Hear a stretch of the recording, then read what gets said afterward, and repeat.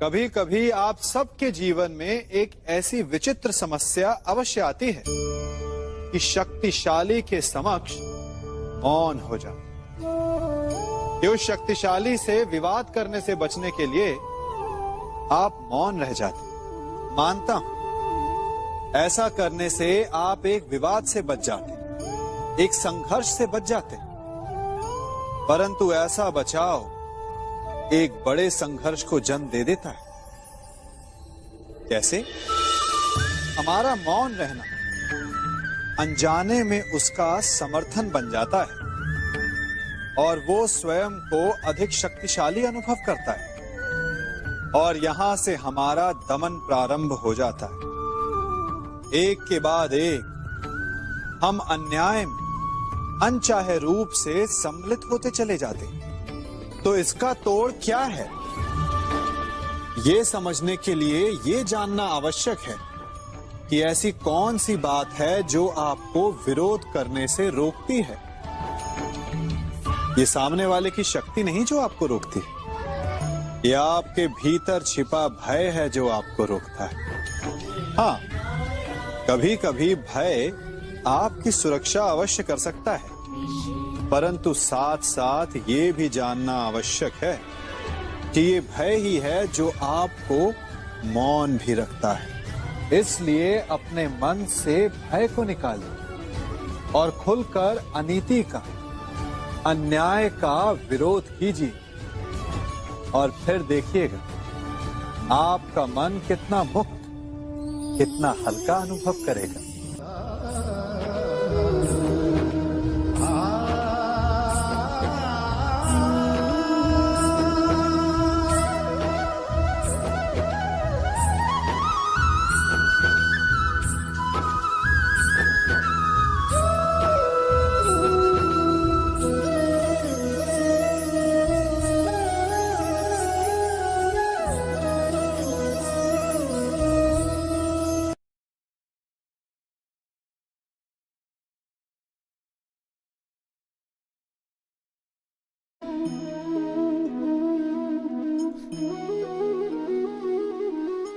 जगत में प्रत्येक व्यक्ति को किसी ना किसी प्रकार की निर्बलता अवश्य होती है। जैसे कोई बहुत तेजी से दौड़ नहीं पाता तो कोई अधिक भार नहीं उठा पाता, कोई असाध्य रोग से पीड़ित रहता है तो कोई पढ़े हुए पाठों को स्मरण में नहीं रख पाता। ऐसे अनेकों उदाहरण और भी हैं। क्या आप किसी ऐसे व्यक्ति को जानते हैं जिसे सब कुछ प्राप्त हो और हम जीवन की उस एक निर्बलता को जीवन का केंद्र मानकर जीते हैं? इस कारणवश हृदय में दुख और असंतोष रहता है सदा। निर्बलता मनुष्य को जन्म से अथवा संजोग से प्राप्त होती, किंतु उस निर्बलता को मनुष्य का मन अपनी मर्यादा बना लेता है। किंतु कुछ व्यक्ति ऐसे भी होते हैं जो अपने पुरुषार्थ और श्रम से उस निर्बलता को पराजित कर देते हैं। क्या भेद है उनमें और अन्य लोगों में? क्या आपने कभी विचार किया है? सरल सा उत्तर है इसका। जो व्यक्ति निर्बलता से पराजित नहीं होता, जो पुरुषार्थ करने का साहस रखता है हृदय में, वो निर्बलता को पार कर जाता है। अर्थात निर्बलता अवश्य ईश्वर देता है, किंतु मर्यादा मनुष्य का मन ही निर्मित करता है। स्वयं विचार कीजिए।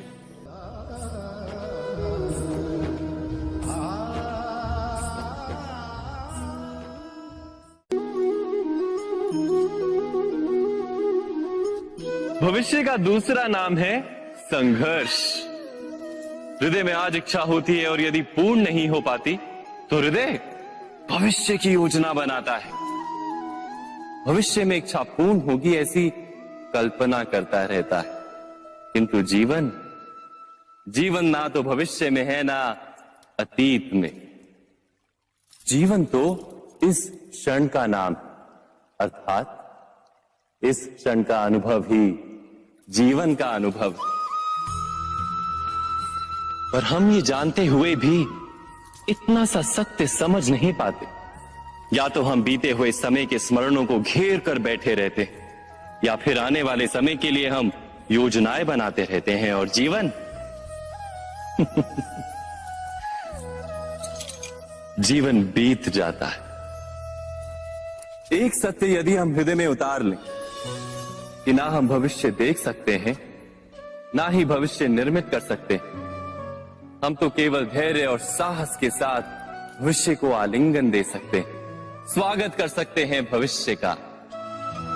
तो क्या जीवन का हर पल जीवन से नहीं भर जाएगा?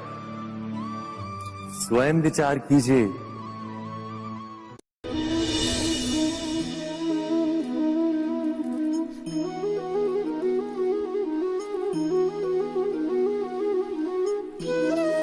ज्ञान प्राप्ति सदा ही समर्पण से होती है, यह हम सब जानते हैं। किंतु समर्पण का वास्तविक महत्व क्या है? क्या हमने कभी विचार किया? मनुष्य का मन सदा ही ज्ञान प्राप्ति में विभिन्न बाधाओं को उत्पन्न करता है। कभी किसी अन्य विद्यार्थी से ईर्ष्या हो जाती है, कभी पढ़ाए हुए पाठों पर संदेह जन्मता है और कभी गुरु द्वारा दिया गया दंड मन को अहंकार से भर देता है। नहीं, क्या ऐसा नहीं होता? न जाने कैसे कैसे विचार मन को भटकाते हैं और मन की इसी अयोग्य स्थिति के कारण हम ज्ञान प्राप्त नहीं कर पाते। मन की योग्य स्थिति केवल समर्पण से निर्मित होती है। समर्पण मनुष्य के अहंकार का नाश करता है, ईर्ष्या, महत्वाकांक्षा आदि भावनाओं को दूर कर हृदय को शांत करता है और मन को एकाग्र करता है। वास्तव में ईश्वर की सृष्टि में ना ज्ञान की मर्यादा है, ना ज्ञानियों की। गुरु दत्तात्रेय ने तो गाय और श्वान से भी ज्ञान प्राप्त कर लिया था। अर्थात विषय ब्रह्म ज्ञान का हो या जीवन के ज्ञान का या गुरुकुल में प्राप्त होने वाले ज्ञान का, उसकी प्राप्ति के लिए गुरु से अधिक महत्व है उस गुरु के प्रति हमारा समर्पण। क्या यह सत्य नहीं?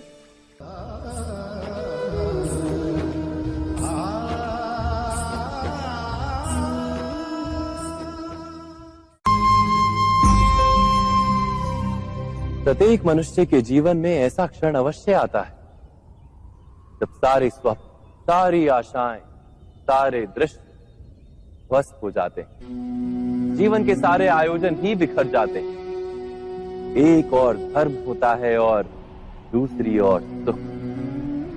किसी को धर्म संकट कहते हैं, जब धर्म का वहन ही संकट हो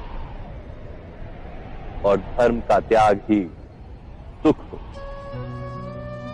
विचार कीजिए, कभी किसी स्वजन के विरुद्ध सत्य बोलने का अवसर प्राप्त हो जाता है, कभी ठीक दरिद्रता के समय सरलता से चोरी करने का मार्ग प्राप्त हो जाता है, कभी किसी शक्तिशाली राजनेता या राजा के कर्मचारी का अधर्म प्रकट हो जाता है। सबके जीवन में ऐसी घटना बनती ही रहती है। अधिकतर लोग ऐसे किसी क्षण को धर्म संकट के रूप में जान ही नहीं पाते। हमें किसी प्रकार के संघर्ष का अनुभव ही नहीं होता। सहजता से सुख की ओर खींचे चले जाते हैं, जैसे मक्खी गुड़ की ओर खींची चली जाती। वास्तव में धर्म संकट का क्षण ईश्वर के निकट जाने का क्षण होता है। यदि हम संघर्षों से भयभीत ना हो, सुख की ओर आकर्षित ना हो, अपने धर्म पर दृढ़ रहे, तो ईश्वर का साक्षात्कार दूर नहीं।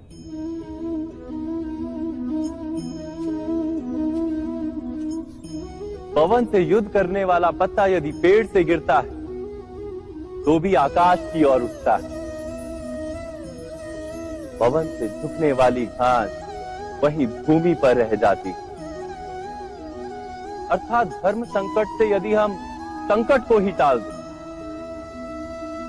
तो सुख तो मिलता है, जीवन बढ़ता है, किंतु क्या चरित्र नहीं टूटता? क्या आत्मा दरिद्र नहीं हो जाती? क्या ईश्वर से अंतर नहीं हो जाता? स्वयं विचार कीजिए।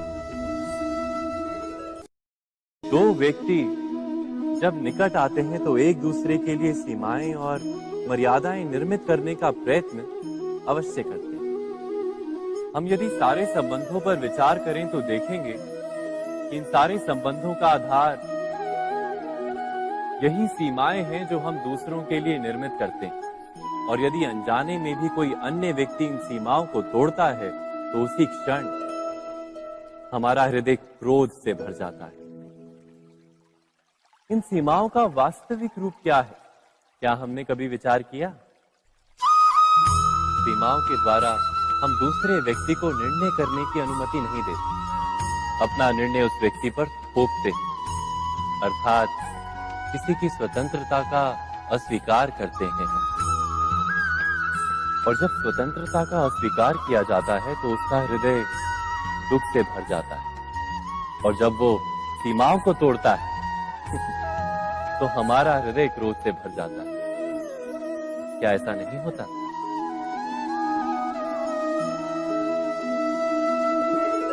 पर यदि एक दूसरे की स्वतंत्रता का सम्मान किया जाए तो किसी मर्यादाओं या सीमाओं की आवश्यकता ही नहीं होती। अर्थात जिस प्रकार स्वीकार किसी संबंध का देह है, क्या वैसे ही स्वतंत्रता किसी संबंध की आत्मा नहीं? स्वयं विचार कीजिए। सबके जीवन में ऐसा प्रसंग अवश्य आता है कि सत्य कहने का निश्चय होता है हृदय में, किंतु मुख से सत्य निकल नहीं पाता। कोई भय मन को घेर लेता है। किसी घटना अथवा प्रसंग के बारे में बात करना या फिर स्वयं से कोई भूल हो जाए उसके बारे में कुछ बोलना, क्या ये सत्य है? नहीं, ये तो केवल तथ्य है। अर्थात जैसा हुआ था वैसा केवल बोल देना सामान्य सी बात है। किंतु कभी कभी उस तथ्य को बोलते हुए भी भय लगता है। कदाचित किसी दूसरे की भावनाओं का विचार आता है मन, दूसरे को दुख होगा ये भय भी शब्दों को रोकता है। तो ये सत्य क्या है? क्या हमने कभी विचार किया है? जब भय रहते हुए भी कोई तथ्य बोलता है तो वो सत्य कहलाता है। वास्तव में सत्य कुछ और नहीं, केवल निर्भयता का दूसरा नाम है। और निर्भय होने का कोई समय नहीं होता, क्योंकि निर्भयता आत्मा का स्वभाव है। अर्थात क्या प्रत्येक क्षण सत्य बोलने का क्षण नहीं होता?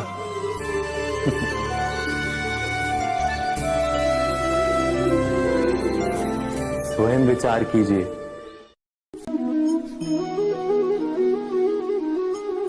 श्रेष्ठता का क्या अर्थ है? श्रेष्ठता का अर्थ है दूसरों से अधिक ज्ञान प्राप्त करना। अर्थात मूल्य इस बात का नहीं कि स्वयं कितना ज्ञान प्राप्त किया, मूल्य इस बात का है कि प्राप्त किया हुआ ज्ञान अन्य लोगों से कितना अधिक है। अर्थात श्रेष्ठता की इच्छा ज्ञान प्राप्ति को भी एक स्पर्धा बना देती है। और स्पर्धा में विजय अंतिम कब होती है?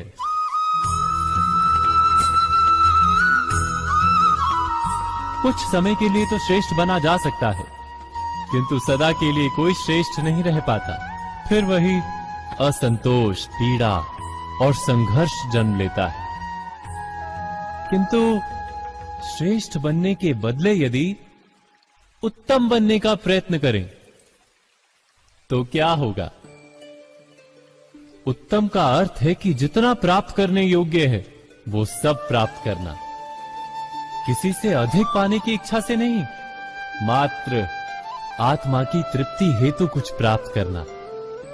उत्तम के मार्ग पर किसी अन्य से स्पर्धा नहीं होती, स्वयं अपने आप से स्पर्धा होती है। अर्थात उत्तम बनने का प्रयत्न करने वाले को देर अबेर सारा ज्ञान प्राप्त हो जाता है। बिना प्रयत्न के ही वो श्रेष्ठ बन जाता है। किंतु जो श्रेष्ठ बनने का प्रयत्न करता है वो श्रेष्ठ बने या ना बने, उत्तम कभी नहीं बन पाता।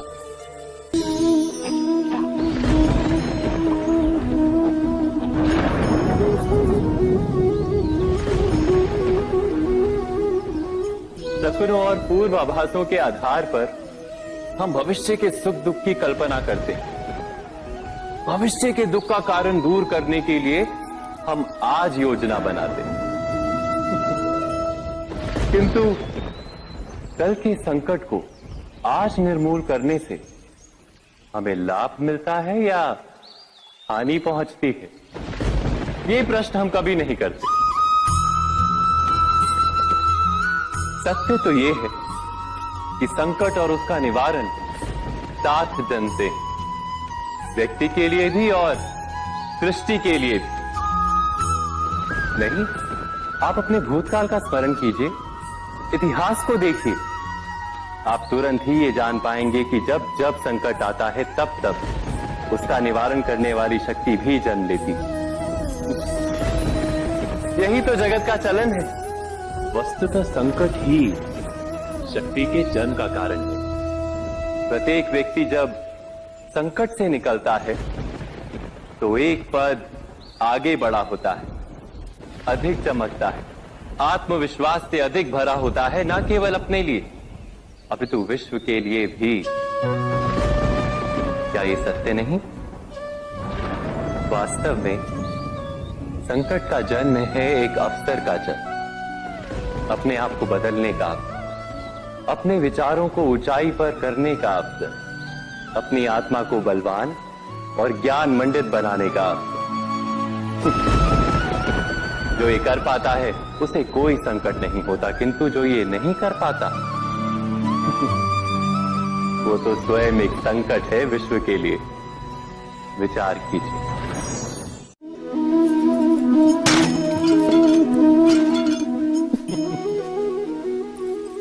कभी कभी कोई घटना मनुष्य के जीवन की सारी योजनाओं को तोड़ देती और मनुष्य उस आघात को अपने जीवन का केंद्र मान लेता।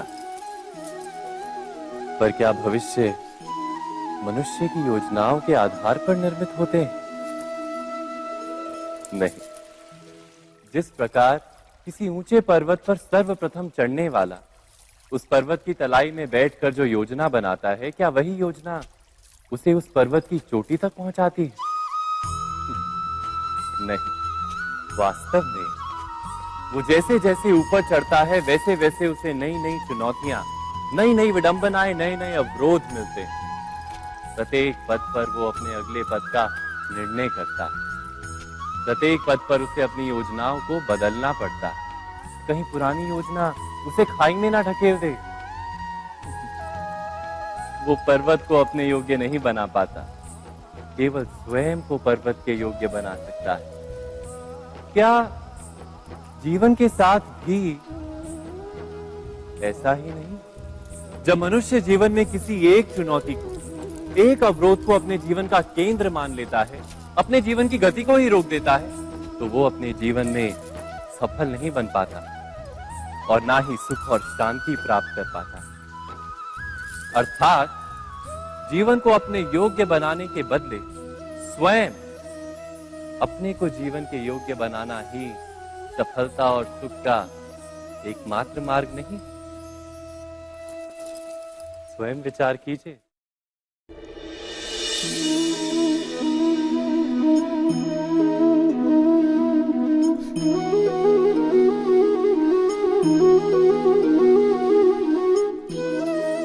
जीवन का हर क्षण निर्णय का क्षण होता है। प्रत्येक पद पर दूसरे पद के विषय में कोई निर्णय करना ही पड़ता है और निर्णय अपना प्रभाव छोड़ जाता है। आज किए गए निर्णय भविष्य में सुख अथवा दुख निर्मित करते हैं, ना केवल अपने लिए, अपने परिवार के लिए भी, आने वाली पीढ़ियों के लिए भी। जब कोई दुविधा सामने आती है तो मन व्याकुल हो जाता है, अनिश्चय से भर जाता है। निर्णय का वो क्षण युद्ध बन जाता है और मन बन जाता है युद्ध भूमि। अधिकतर निर्णय हम दुविधा का उपाय करने के लिए नहीं, केवल मन को शांत करने के लिए लेते हैं। पर क्या कोई दौड़ते हुए भोजन कर सकता है? नहीं। तो क्या युद्ध से जूझता हुआ मन कोई योग्य निर्णय ले पाएगा?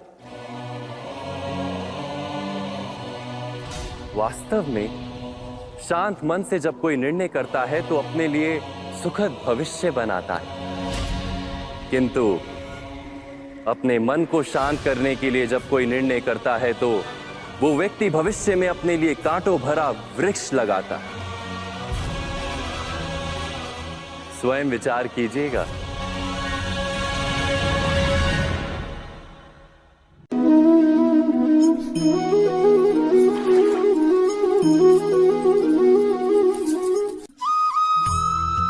जीवन में आने वाले संघर्षों के लिए जब मनुष्य स्वयं को योग्य नहीं मानता, जब उसे अपने ही बल पर विश्वास नहीं रहता, तब वो सद्गुणों को त्याग कर दुर्गुणों को अपनाता है।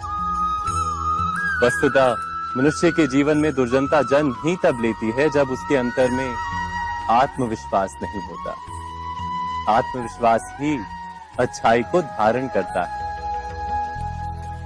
ये आत्मविश्वास है क्या?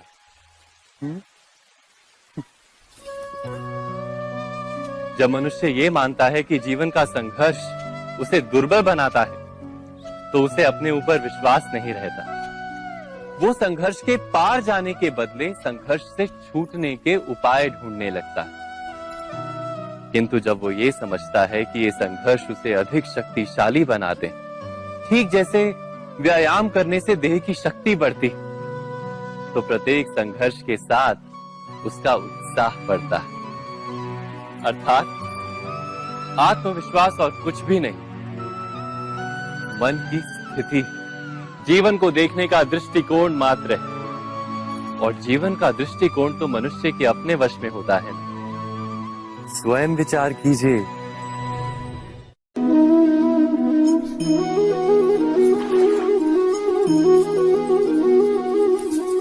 पिता सदा ही अपने संतान के सुख की कामना करते हैं, उनके भविष्य की चिंता करते रहते हैं।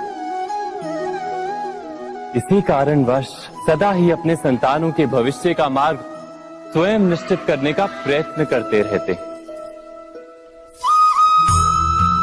जिस मार्ग पर पिता स्वयं चला है, जिस मार्ग के कंकर पत्थर को स्वयं देखा है, मार्ग की छाया, मार्ग की धूप को स्वयं जाना है, उसी मार्ग पर उसका पुत्र भी चले, यही इच्छा रहती है हर पिता की।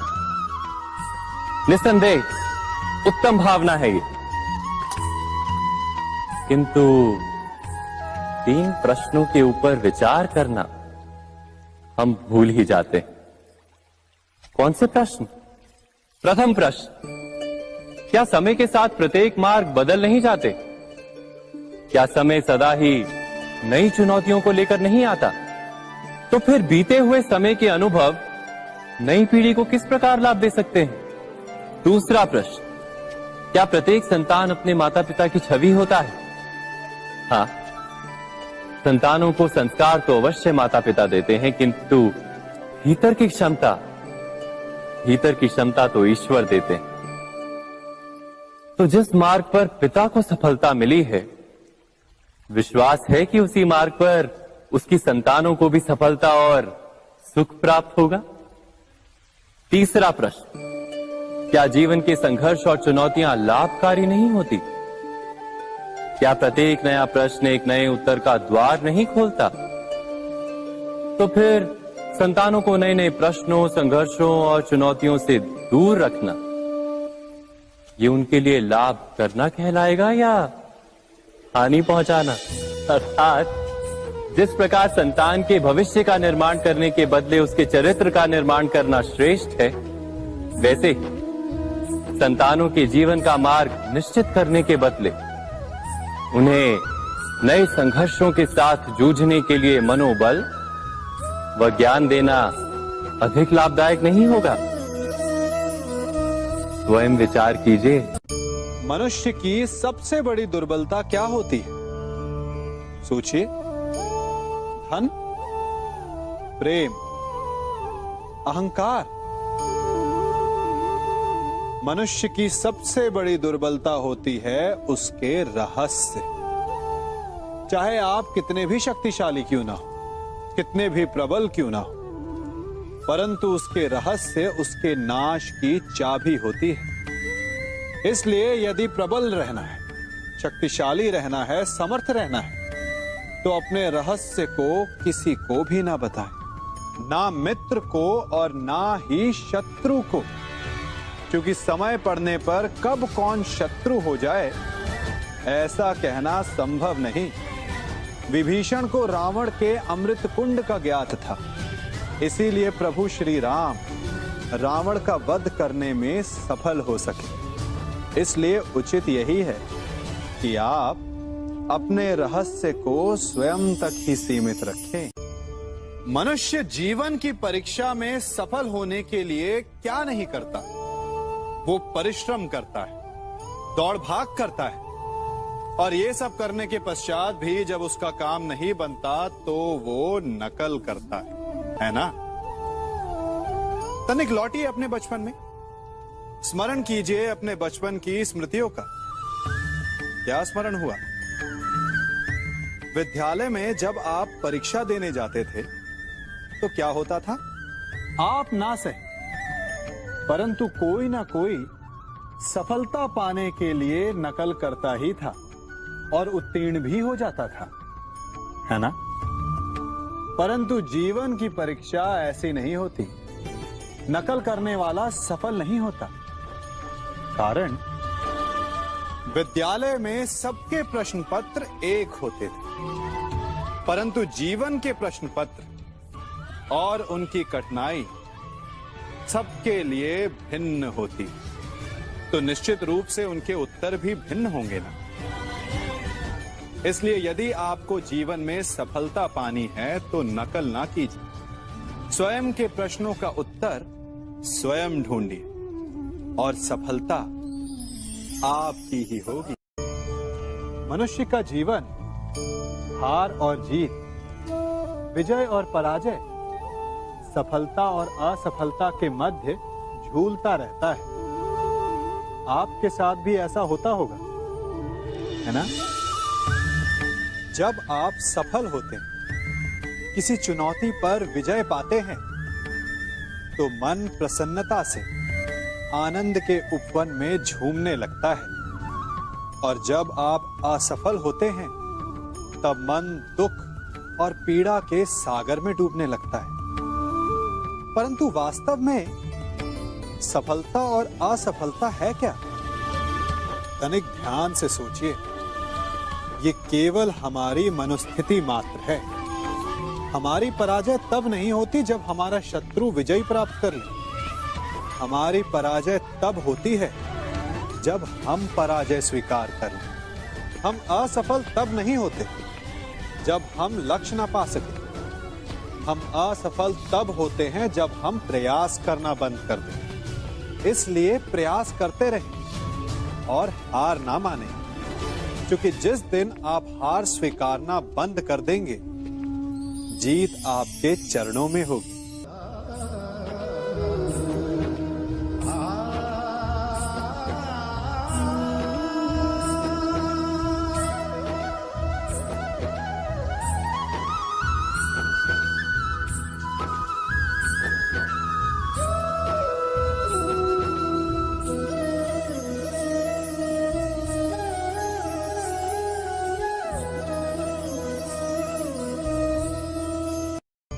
आप सबने बरगद के वृक्ष को तो देखा ही होगा।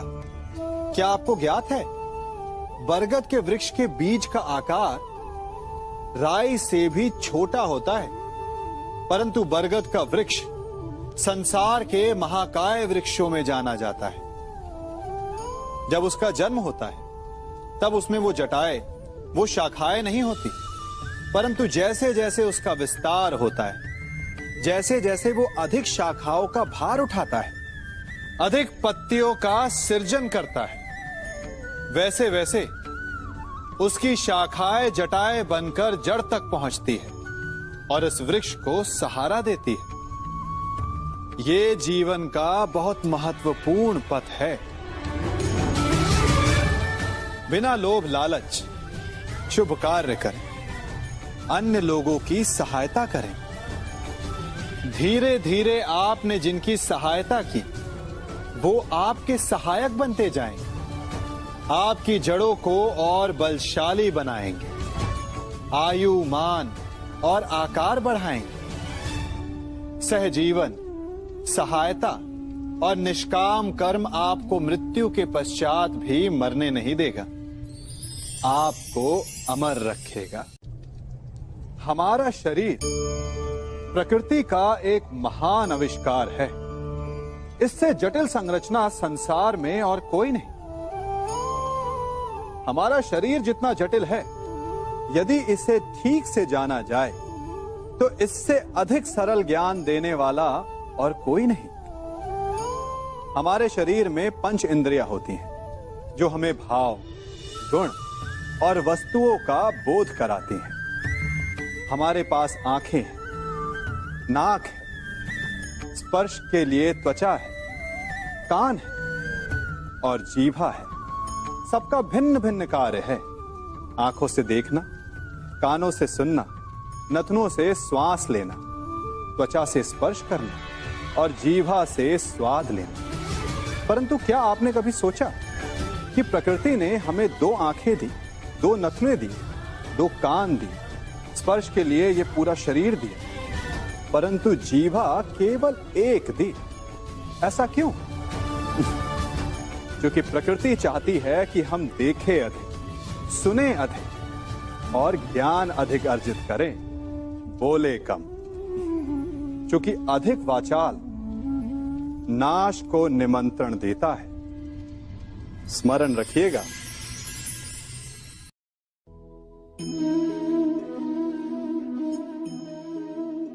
ये सदा यही कहते आए कि यदि आगे बढ़ना है तो अपनों का साथ दो। सत्य कहते हैं, अपनों का साथ देना ही चाहिए, परंतु साथ देने से पूर्व ये अवश्य पहचान लेना चाहिए कि अपने हैं कौन। क्या अपने वही होते हैं जिनके साथ हमारा रक्त संबंध होता है, या अपने मित्र? अपने वो होते हैं जो हमें सद्कार्य के लिए प्रेरित करें, हमें आगे बढ़ाएं, हमारा साथ दें। और वो जिनका साथ देने से समाज का नाश, धर्म की हानि हो, वो सगे हो करके भी सगे नहीं होते। इसलिए जब अपनों की परिभाषा का चुनाव करें तो उन्हें अपना माने जो आपका साथ दे, उन्हें नहीं जो हमें अज्ञान के मार्ग पर ले जाएं।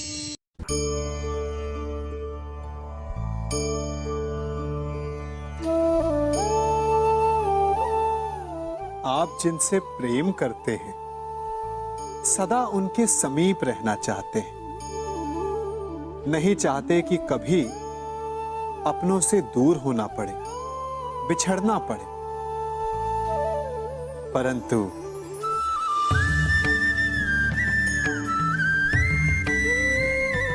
एक समय के पश्चात अपनों से दूर हो जाना उन्नति के लिए आवश्यक है। आप माता पिता हैं ना? यदि आप अपनी संतान के जीवन के हर पग पर उनका मार्गदर्शन करते रहेंगे तो आपकी संतान स्वयं मार्ग चुनना कैसे सीखेगी? मार्ग के कांटों से स्वयं को बचाना कैसे सीखेगी? इसीलिए एक समय के पश्चात अपनों से बनाई गई दूरी सदा लाभदायक रहती है। आज मैं आप सबको एक कथा सुनाता हूं।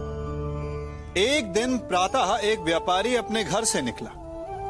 घर से निकलते ही एक बिल्ली ने उस व्यापारी का मार्ग काट दिया। व्यापारी घबरा गया। वो फिर से घर लौट गया और शुभ घड़ी की प्रतीक्षा करने लगा। और जब वो पुनः अपने घर से निकला तब वो वाहन जा चुका था जिससे राजा तक पहुंचकर उसे भेंट देनी थी। राजा को भेंट नहीं मिली। राजा क्रोधित हो गए। राजा ने उस व्यापारी का व्यापार बंद करवा दिया। इस कारण व्यापारी क्रोधित होकर घर पर अपनी पत्नी से लड़ बैठा। पत्नी अपने बच्चों समेत मैके वापस चली गई और उस व्यापारी के जीवन में यदि कुछ रह गया था तो केवल अंधकार। और इन सब का कारण वो उस बिल्ली को मानता रहा जिसने उसका मार्ग काटा था। ऐसा ही एक दूसरा व्यापारी राजा को भेंट देने निकला और उस व्यापारी का मार्ग भी एक बिल्ली ने काट दिया। वो व्यापारी तनिक घबराया, परंतु उसने आगे बढ़ना अधिक उचित समझा। राजा तक वो समय पर पहुंचा। उसने राजा को भेंट दी। राजा प्रसन्न हुए और राजा ने व्यापारी को अपना व्यापार बढ़ाने की अनुमति दी, स्वर्ण आभूषण दी। जब व्यापारी घर पर पहुंचा तो पत्नी को आभूषण और अपने बच्चों को देने के लिए वस्त्र थे उसके पास। हर ओर प्रसन्नता थी। समझ रहे हैं ना? दोनों के साथ एक ही प्रकार की घटना हुई, परंतु दोनों की प्रतिक्रिया भिन्न थी। ऐसा ही हमारा जीवन भी है। हमारे जीवन में प्रारब्ध का अपना स्थान है, परंतु उससे कई अधिक महत्वपूर्ण हमारी प्रतिक्रिया, हमारे सोच का प्रभाव है, क्योंकि यही हमारे जीवन को आकार देते हैं। इसलिए अपनी सोच को सकारात्मक रखिए। आपका जीवन सदैव आनंदमय।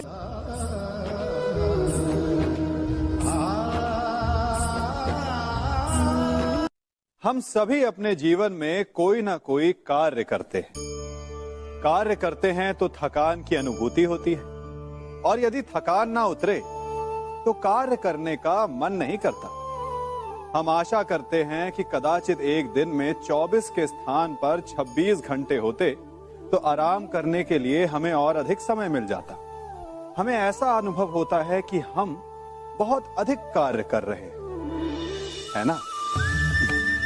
परंतु क्या आपने कभी सोचा है कि जो लोग संसार में सफल हैं, उनके पास भी सफल होने के लिए दिन में केवल 24 घंटे थे? तो फिर वो सफल क्यों है?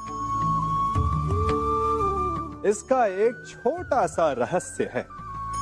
वो कार्य चुनते हैं जो उन्हें प्रिय है, जिसे करने में उन्हें आनंद आता है। उन्हें लगता ही नहीं कि वो कार्य कर रहे हैं, उन्हें लगता है कि वो प्रतिपल आनंद मना रहे हैं। और जब आप आनंद मनाते हैं तो थकान कैसी?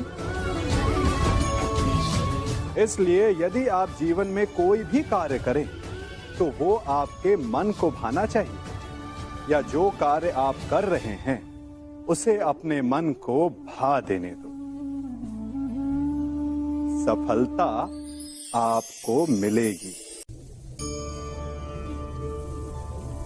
कभी सोचा है हमारा जीवन भी उस रेत की घड़ी की भांति है? जो रेत नीचे गिर चुकी है वो हमारा अतीत है। जो अब भी ऊपर है वो हमारा आने वाला भविष्य है। और वर्तमान ये संकुचित स्थल है जहां से धीरे धीरे करके रेत गिर रही है। अर्थात हमारे पास जीने के लिए यही एक क्षण है। उसका उपयोग कैसे करना है ये हम पर निर्भर करता है। जो बीत गया उसका दुख मनाना है, या जो भविष्य में होने वाला है उसकी प्रतीक्षा में क्रोध करना है। सब कुछ करने के लिए यही एक क्षण है। प्रसन्न रहना है तो उसके लिए भी यही एक पल है। प्रतीक्षा करते रहोगे तो ये पल भी भूतकाल में बदल जाएगा। इसलिए आनंद के लिए, परोपकार के लिए प्रतीक्षा ना कीजिए। आपके पास जो पल है उनका भरपूर सदुपयोग कीजिए।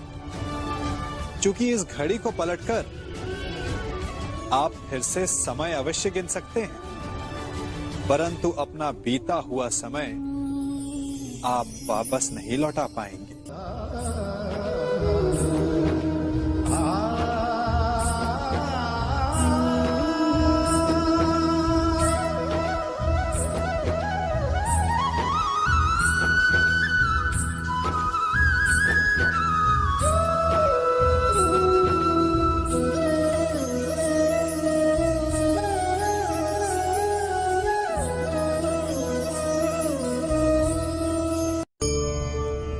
मनुष्य भी बड़ा विचित्र प्राणी है।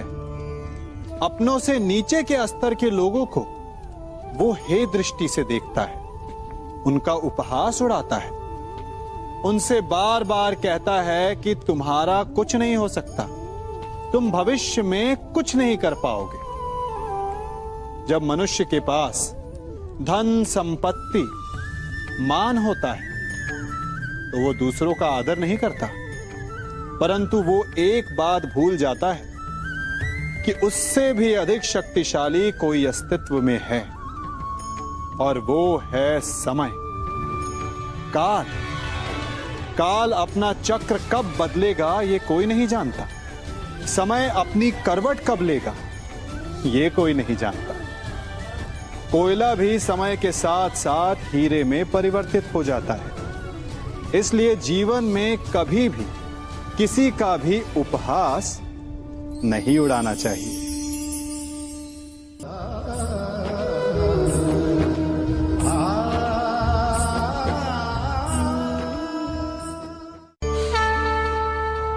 गर्व, अभिमान और अहंकार, ये तीनों सुनने में एक जैसे लगते हैं, परंतु तीनों का अर्थ भिन्न होता है और परिणाम भी।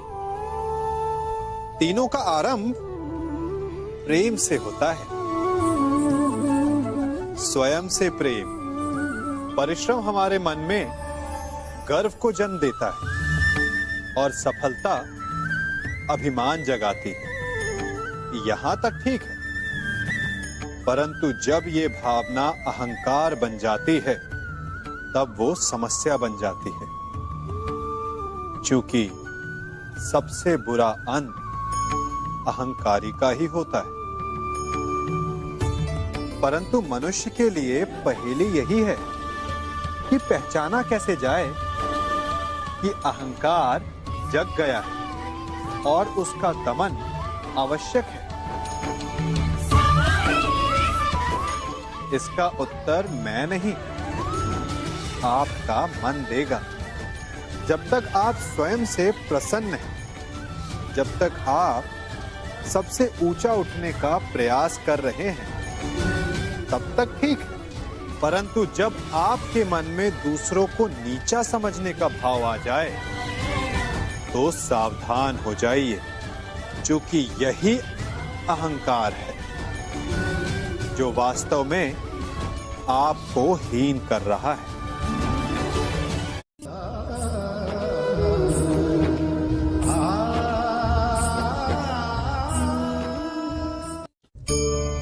आज मैं आप सबको एक कहानी सुनाता हूं। एक दिन गोकुल में दो व्यापारी आए। एक व्यापारी शहद का था, बड़ा मीठा शहद था उसका, परंतु वो गोकुल में टिक नहीं पाया। उसके व्यापार ने घाटा खाया और शीघ्र ही वो गोकुल छोड़कर चला गया। और दूसरा व्यापारी मिर्च का था। पहले दिन वो एक पोटली लाया और दूसरे ही दिन वो पूरी बैलगाड़ी भर कर लाया, और धीरे धीरे पूरी मथुरा में उसकी धाक जम गई। मुझे बड़ा आश्चर्य हुआ, तो मैंने बाबा से पूछा कि ऐसा क्यों कि एक मीठे शहद का व्यापारी कंगाल हो गया और एक मिर्च का व्यापारी धीरे धीरे नगर सेठ बन गया। बाबा मुस्कुराए और उन्होंने कहा कि मीठी बोली बोलने वाले की तीखी मिर्च भी बिक जाती है, और जो कड़वी बोली बोलता है उसका मीठा शहद भी नहीं बिकता। वाह, कितने उत्तम विचार हैं उनके। और उचित ही है। मनुष्य अपने जीवन में सदैव अपने वचनों से उठता है और अपने वचनों से ही गिरता है। इसलिए अपने जीवन में सदैव मीठी बोली बोलने का प्रयास कीजिए, आपका जीवन सरल हो जाएगा। मनुष्य की सबसे बड़ी दुर्बलता क्या होती है? सोचिए। धन, प्रेम, अहंकार। मनुष्य की सबसे बड़ी दुर्बलता होती है उसके रहस्य। चाहे आप कितने भी शक्तिशाली क्यों ना हो, कितने भी प्रबल क्यों ना हो, परंतु उसके रहस्य उसके नाश की चाबी होती है। इसलिए यदि प्रबल रहना है, शक्तिशाली रहना है, समर्थ रहना है, तो अपने रहस्य को किसी को भी ना बताएं, ना मित्र को और ना ही शत्रु को, क्योंकि समय पड़ने पर कब कौन शत्रु हो जाए ऐसा कहना संभव नहीं। विभीषण को रावण के अमृत कुंड का ज्ञात था, इसीलिए प्रभु श्री राम रावण का वध करने में सफल हो सके। इसलिए उचित यही है कि आप अपने रहस्य को स्वयं तक ही सीमित रखें।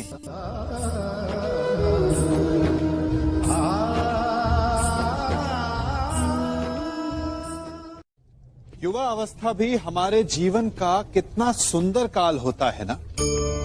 बाहु में बल, मन में कुछ बड़ा कर जाने की चाह, आंखों में भविष्य के सुंदर और कोमल सपने।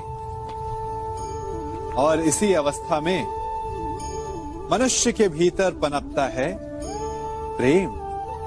किसी को देखकर उस पर मन मोहित हो जाता है और फिर मनुष्य अपना सब कुछ उस पर न्यौछावर कर देना चाहता है। फिर प्रेम की परिणति होती है विवाह में।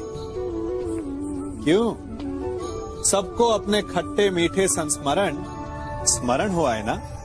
परंतु यहीं से अधिकतर माता पिता और संतान के मध्य विचारों का विरोध प्रारंभ हो जाता है।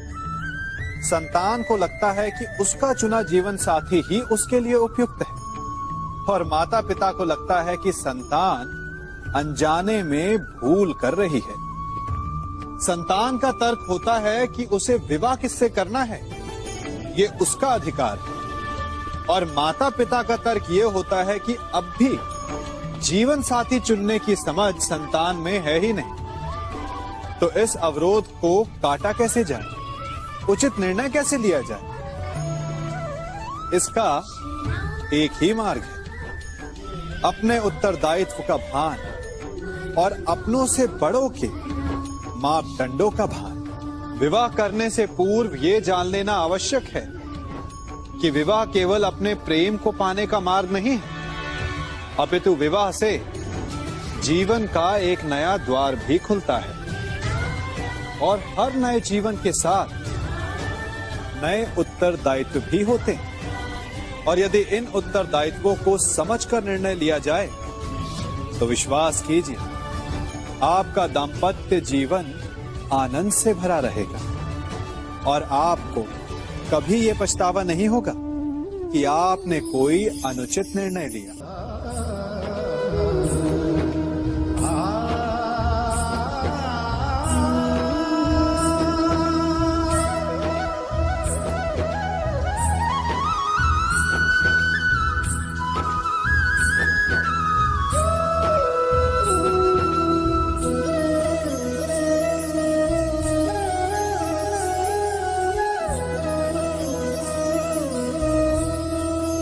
जब सागर का जल वाष्प बनकर उड़ता है तब वो हमें दिखाई नहीं देता।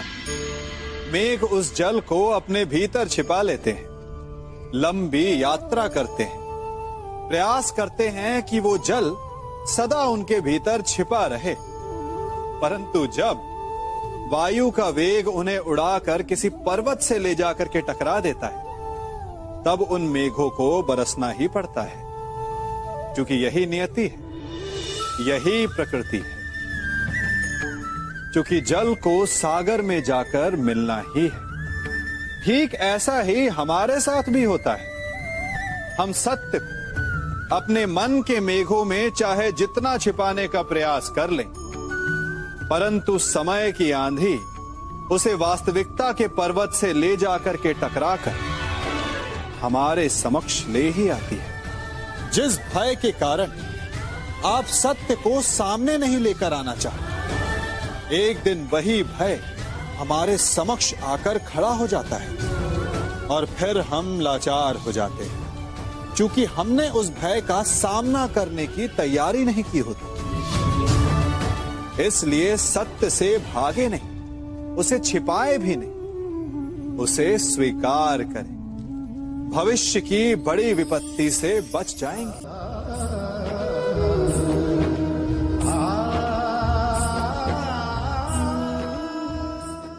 कभी कभी आप सबके जीवन में एक ऐसी विचित्र समस्या अवश्य आती है कि शक्तिशाली के समक्ष मौन हो जाए। कि उस शक्तिशाली से विवाद करने से बचने के लिए आप मौन रह जाते। मानता हूं, ऐसा करने से आप एक विवाद से बच जाते, एक संघर्ष से बच जाते, परंतु ऐसा बचाव एक बड़े संघर्ष को जन्म दे देता है। कैसे? हमारा मौन रहना अनजाने में उसका समर्थन बन जाता है और वो स्वयं को अधिक शक्तिशाली अनुभव करता है और यहां से हमारा दमन प्रारंभ हो जाता है। एक के बाद एक हम अन्याय में अनचाहे रूप से सम्मिलित होते चले जाते हैं। तो इसका तोड़ क्या है? ये समझने के लिए ये जानना आवश्यक है कि ऐसी कौन सी बात है जो आपको विरोध करने से रोकती है। ये सामने वाले की शक्ति नहीं जो आपको रोकती है, ये आपके भीतर छिपा भय है जो आपको रोकता है। हाँ, कभी कभी भय आपकी सुरक्षा अवश्य कर सकता है, परंतु साथ साथ ये भी जानना आवश्यक है कि ये भय ही है जो आपको मौन भी रखता है। इसलिए अपने मन से भय को निकालिए और खुलकर अनीति का, अन्याय का विरोध कीजिए और फिर देखिएगा आपका मन कितना मुक्त, कितना हल्का अनुभव करेगा।